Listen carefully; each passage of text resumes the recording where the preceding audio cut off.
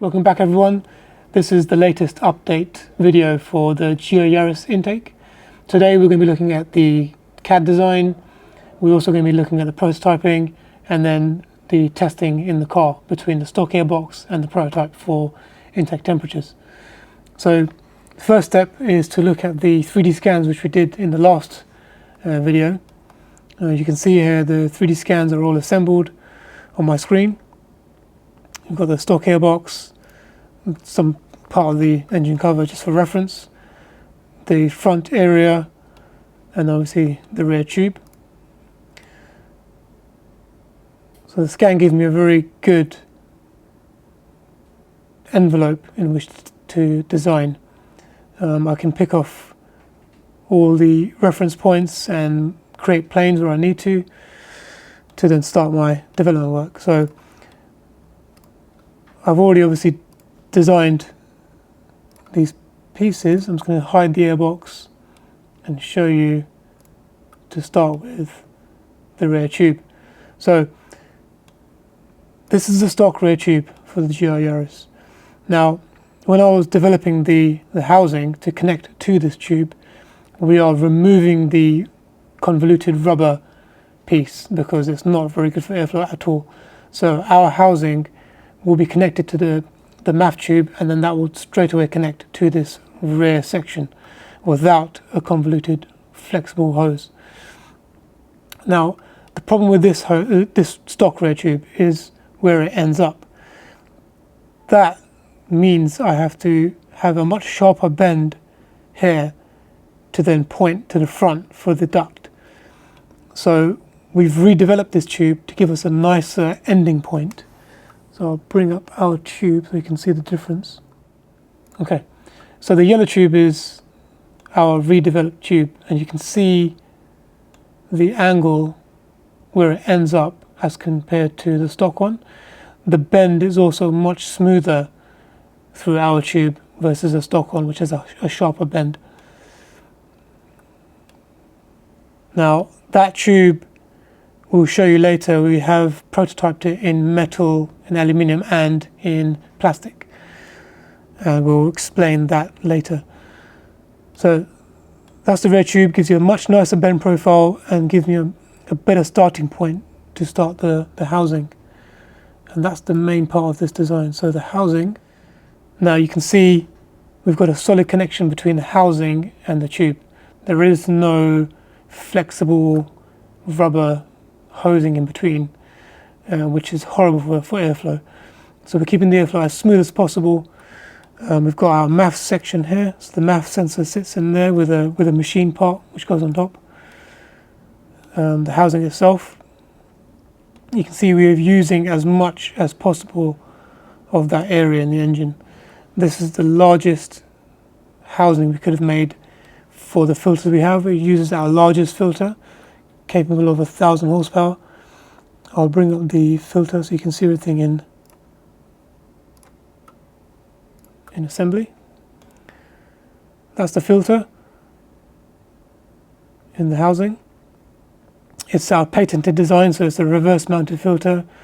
Gives it a Venturi effect, so essentially you've got a much smoother flow profile, sorry.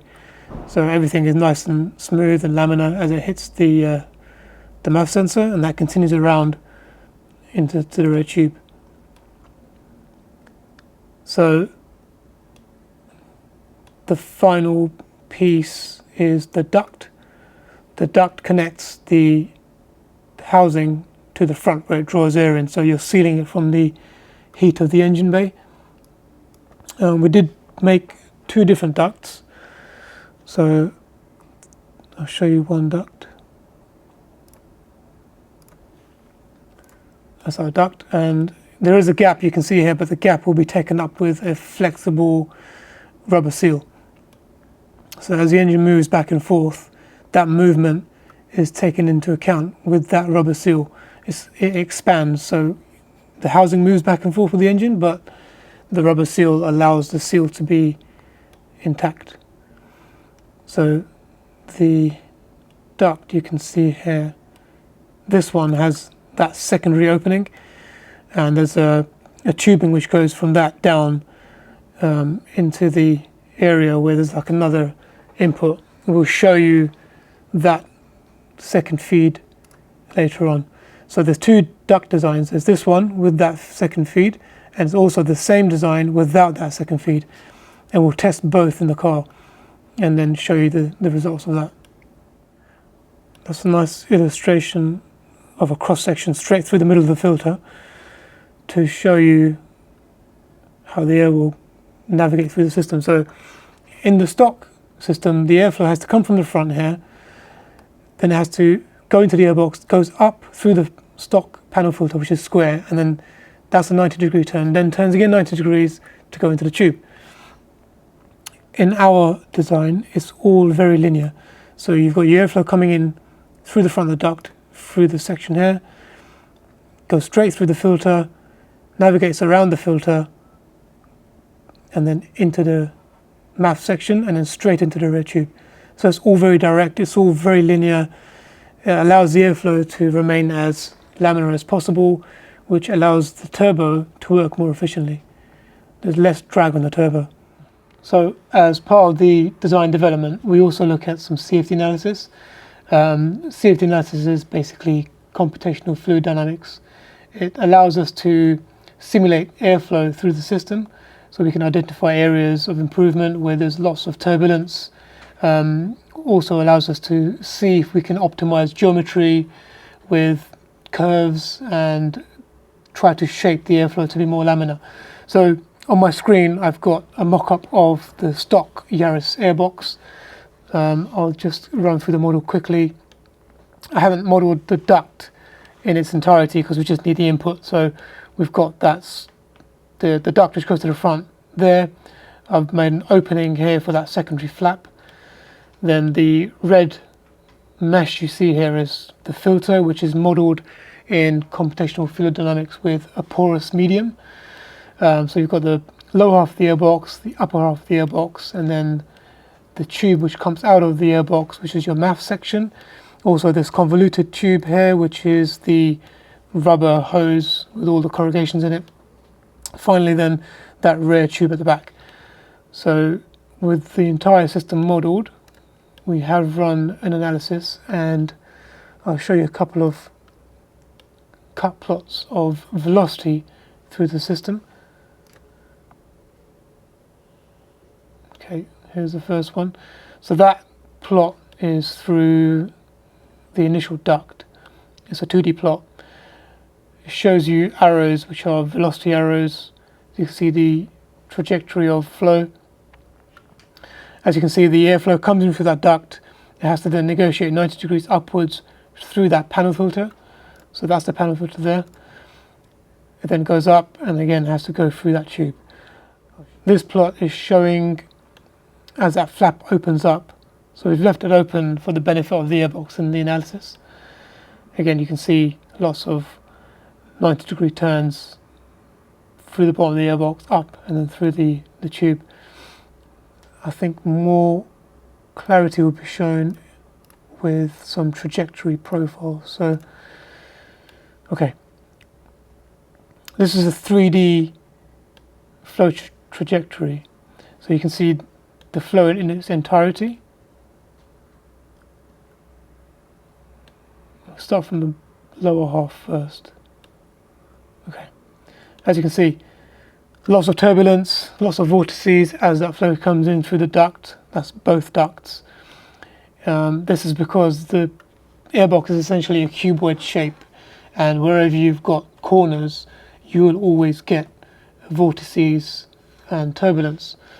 As you can see, the flow goes up through the filter, and then the most important part of this analysis is that tube section. So we've got the flow coming through the MAF section, going through the corrugated tubing, and then through the back tube here. Flow, the color of these arrows depicts the velocity. So red means it's quicker, green and blue is slower.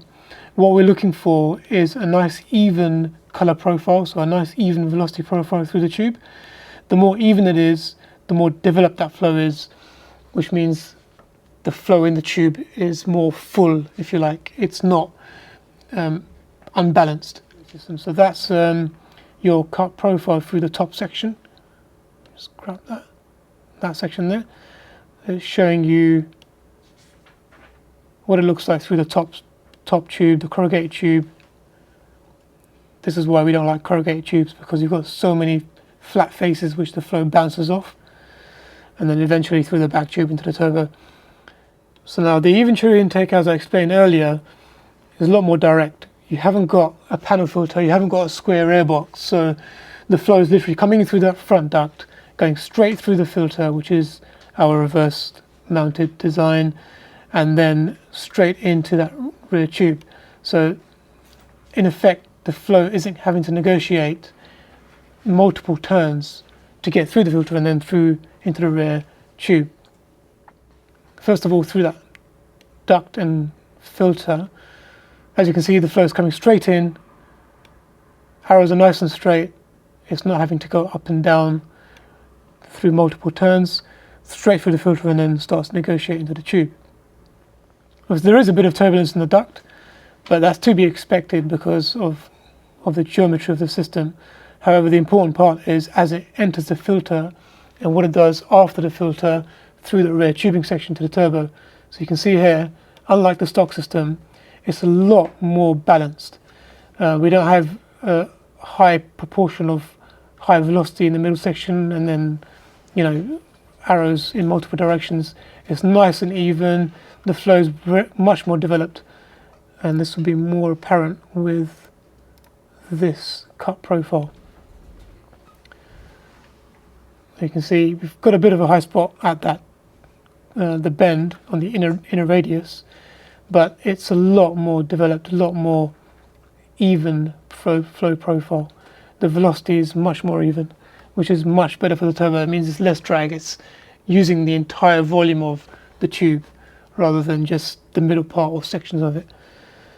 Okay, I've now got both the Eventuri intake after the duct and the stock system. Again, we're not looking at the duct, so we're looking at the flow through and after the filter, and then through the MAF section, and then through into the back tube. So there's a very clear difference between the two here. In the stock system, your flow profile, there's a lot more gradient, so you've got a high concentration of high velocities through that middle tube, and then as it goes through the back tube into the turbo, you can see how the flow is trying to negotiate that sharp turn. Now, it hasn't had the opportunity to negotiate that bend as smoothly as it's got in the Eventuri, because in the Eventuri system, the flow's got more time to develop because it's not having to negotiate up 90 degrees and up again, through again 90 degrees through that panel filter. It's going through the conical filter, and it's got a much gradual curve here, which is why we redeveloped that rear tube. You can see here clearly that radius is a lot bigger, so you haven't got such a sharp turn. That sharp turn there is giving rise to this turbulence in this section of the tube, which just means that it's creating more drag in the overall system, which isn't as efficient for airflow. So overall, our CFD analysis shows that the Eventuri system is better for flow. It allows the turbo to pull air with less drag, which in the end means that it will be able to produce its peak boost earlier. We'll show you that later on. So the next step is to send these designs to our 3D printers. We can print the housing, the duct, and the plastic version of the rear tube. We've already fabricated the brackets in stainless steel, so they're ready to go on. Obviously, we have the filter and the filter assembly ready. We'll take these now to the 3D printers and get them printed in plastic.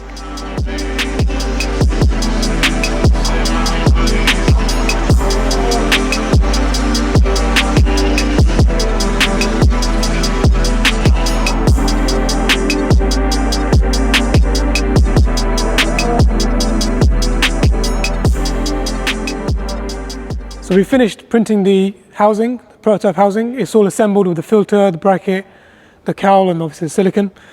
We're going to put this into the car, but before we do that, we'll just talk about the stock system. So we've just finished testing the stock airbox for inlet temperatures. The way we tested it is using this thermocouple wire. The thermocouple probe goes into the back of this tube at the back here.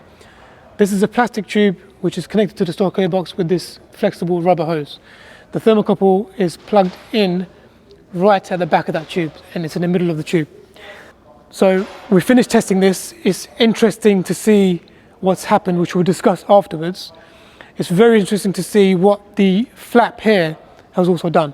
So after a certain RPM, there's a vacuum controlled flap here which opens up and allows in more air. But obviously, being in the engine bay, it's going to allow in warm air rather than ambient temperature air. So we'll discuss the results of that afterwards. I'm going to remove this now and start installing the prototype Eventuri system. So we've removed the stock system. The first part which we're going to install is our rear tube. Now, since it goes around the back of the engine and it's pretty much on top of the exhaust manifold and turbo, we're going to experiment with using either a metal tube or a plastic tube. So the test here is going to be in terms of heat. Which one will be better? Obviously, metal will soak up heat quite faster, but with the car on and the car running, pulling air through, we need to test which one's actually better on the road when it's on full throttle. The reason for doing that instead of carbon is to keep the cost down, because you're not really going to see it that much. So we're just going to make sure we choose the best material for this purpose.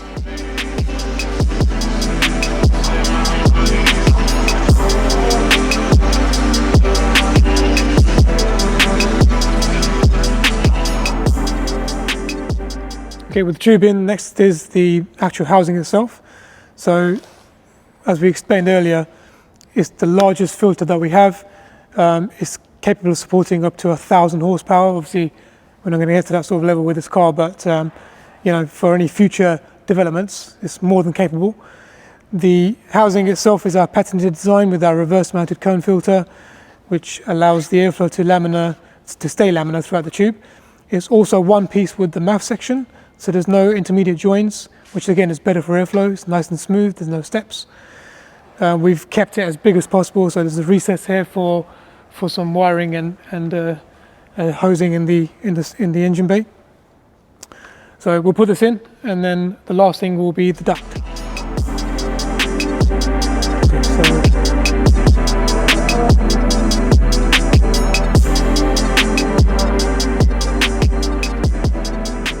Right, housing's in. Last thing is the duct. Now I've got two designs here. This one has a secondary inlet with this sort of flexible tube at the bottom of the duct, and this one is closed off basically. Now, the reasoning for trying this is because at the front of the car, right here next to the intercooler, there's a duct opening, and that comes through into the engine bay. It's difficult to see, but it's literally right down at the bottom there. Now, that opening is facing the gearbox, and you can see on the gearbox there are some cooling fins. So more than anything, that thing is really good for cooling down the gearbox itself. The stock gearbox does open up in this area to feed when that vacuum flap opens up. So we're going to experiment to see what happens with that secondary inlet, to see the effect it has on temperature. Even though there's cold air feed down there, will the temperatures rise with that secondary feed or not? So that's our second duct design. I'm going to put that in now and we'll go for a test.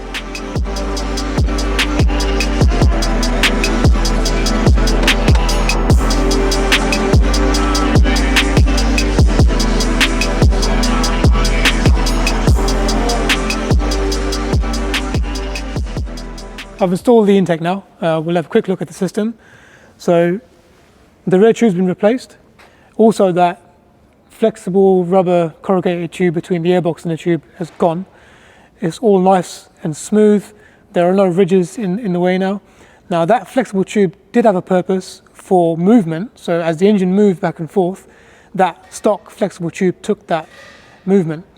What we've done is allowed this housing to move.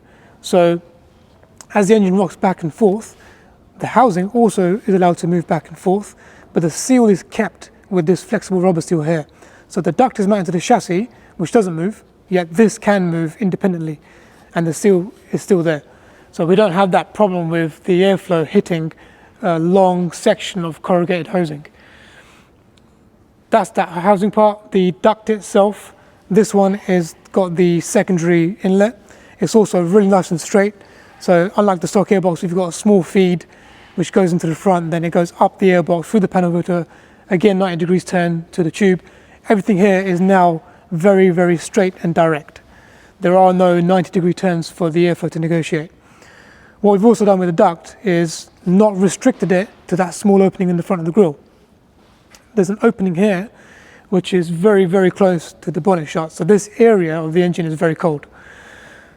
That de-restricts the duct compared to the stock duct. So we don't need that extra flap opening up as the stock system does.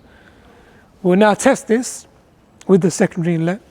We'll then swap that out, put the other duct in without the secondary inlet. Depending on which one is better for temperature, we'll keep that one and then we'll change the rear tube.